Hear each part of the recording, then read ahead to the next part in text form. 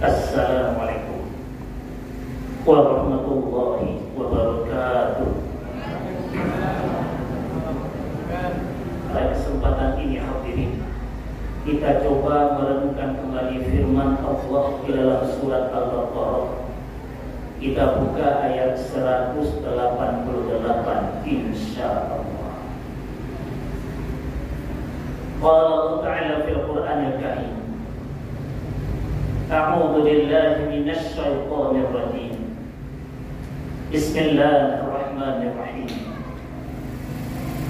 Wa la taqulu amwalakum bainakum bil batil wa tudlu biha ila al-hukam litakulu fariqan min amwalin nasi bil ithmi wa antum ta'lamun. Wala takulu amwalakum bainakum bil batil, dan janganlah kamu makan harta di antara kamu dengan cara batil. Wa tudlu biha ilal hukam, dan kamu bawa masalah harta itu kepada para hakim.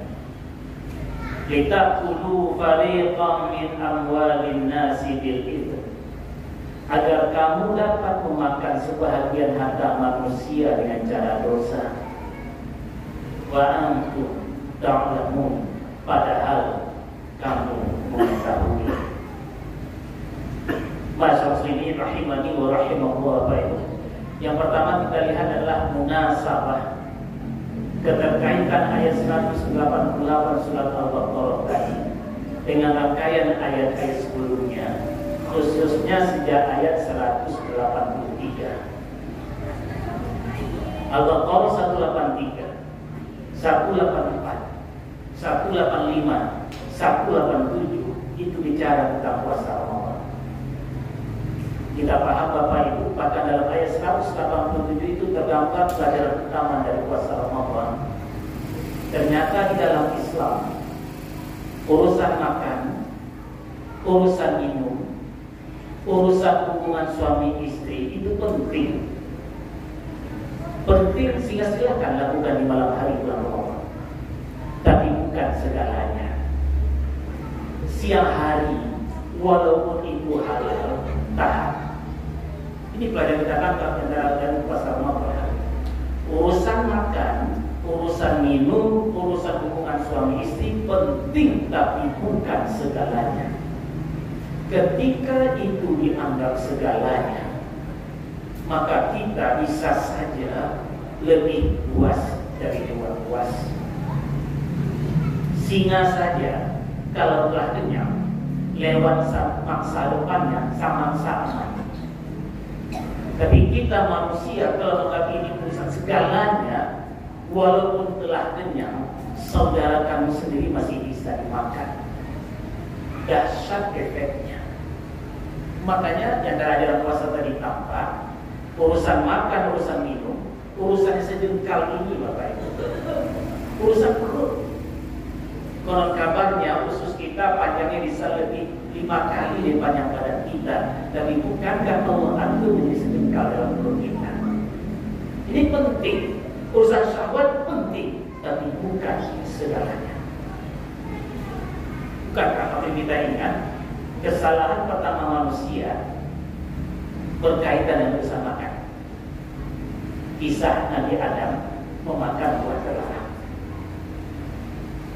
Bukankah Bapak Ibu, konon kabarnya pembunuhan pertama manusia berkaitan dengan urusan syahwat? Kisah Habil dan Qabil. Perang Troya di Yunani juga berkait urusan syahwat. Tidak main-main dua perkara dasar ini. Maka Islam mengajarkan penting, tapi bukan segalanya. Ketika dianggap segalanya, jadi kita katakan bisa buat kita lebih puas dari hewan puas, dan diantaranya langsung disambung oleh ayat 188. Apa itu ketika dianggap segalanya? Wala taqulu amwalakum bainakum bil batil. Dan janganlah kamu makan harta di antara kamu dengan cara batil.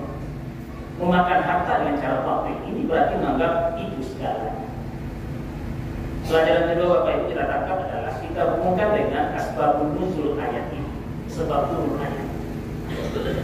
Diriwayatkan bahwa asbabun nuzul ayat ini berkaitan dengan sengketa tanah antara dua orang sahabat. Yang pertama, pemilik sah tanah itu, tapi sayang dia tak lagi memiliki bukti-bukti kuat di hadapan hukum. Bahasa orang kita sekarang mungkin surat-surat tanahnya tak ada lagi, saksi-saksinya tak juga lagi ada. Dia pemilik sahnya, tapi tak lagi memiliki bukti-bukti kuat di hadapan hukum.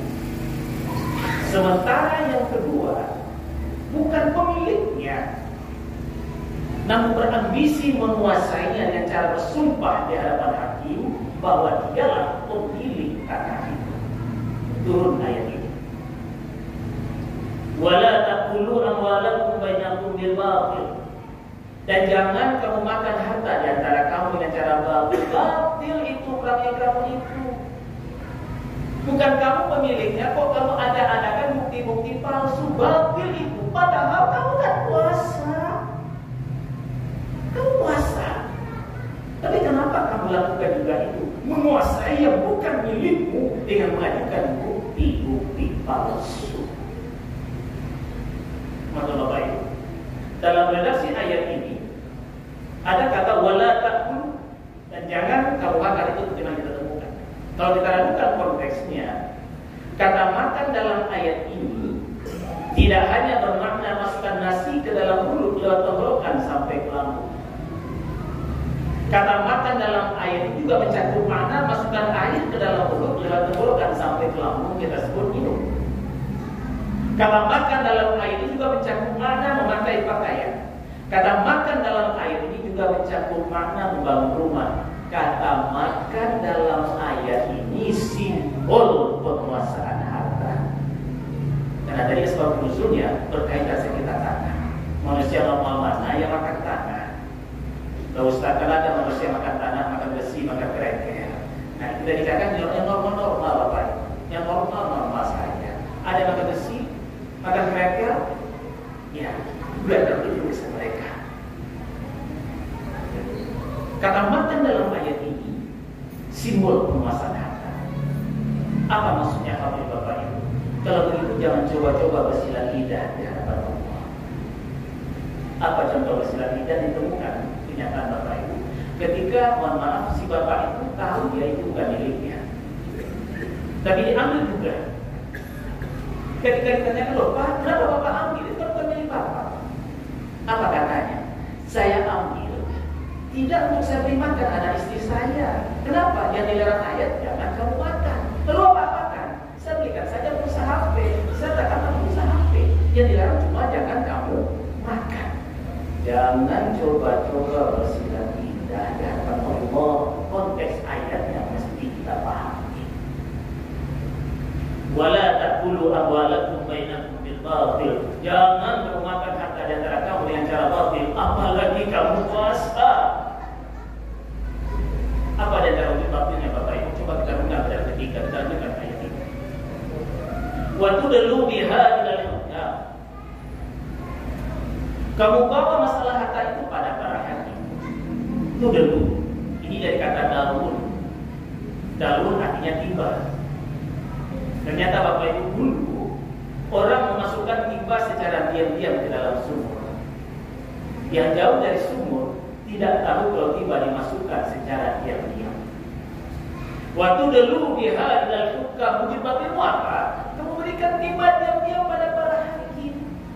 Yang jauh dari hakim tidak tahu kalau memberikan timba secara diam-diam, alias kamu suap mereka sehingga mereka tidak malu bersikap maju tak gentar kepada yang bayar, bukan yang benar, sehingga mereka tega-teganya menyalahgunakan ilmu mencari-cari celah hukum hitam di atas putih yang bukan milikmu. Surat-surat tanahnya bisa berubah menjadi milikmu. Tudlu biha ilal hukam. Sini Bapak Ibu kita ingat ar-rashi wal murtashi finnar. Yang menyuap, yang menerima suap di dalam neraka. Itu dulu. Jika mereka dari tanpa kamu suap mereka, kamu berikan timba bagian pada mereka yang berwenang di situ. Sehingga apa akibatnya? Yang bukan milikmu bisa buka menjadi milikmu. Meminta-minta membela yang bayar, bukan yang benar. Kamu berlindung benar, hitam di atas putih.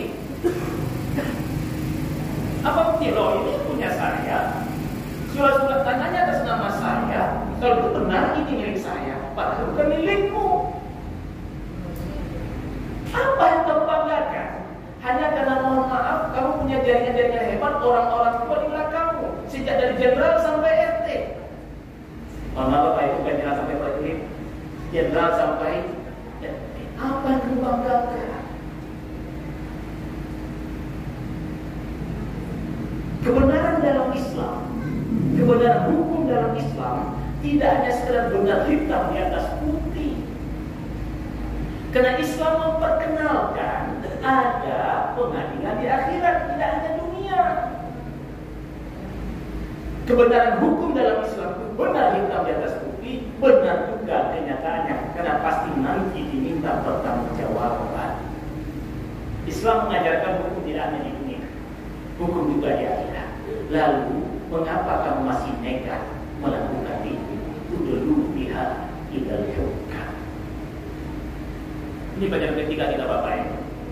Kasus-kasus mengapa kita orang berpuasa diingatkan oleh Allah. Urusan makan, minum, sholat penting kehidupan segalanya. Di antara kasusnya berbahaya tadi adalah udulu biha idal hukam. Sehingga terlalu berlindung di balik hitam di atas putih, pada kenyataannya bukan dia pemiliknya. Lanjutkan ayat itu. Litakulu fariqan min amwalin nasi bil itsm.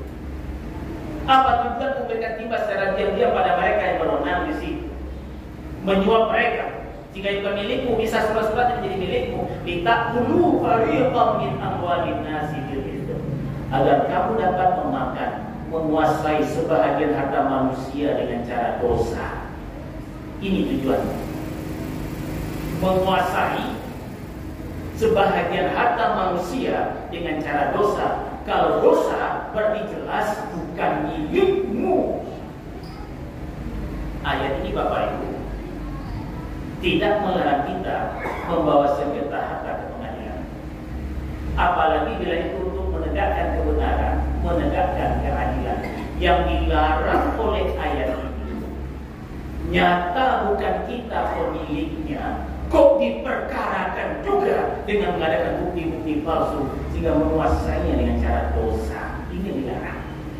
Tahu kita bukan kita pemiliknya, tapi diperkarakan juga.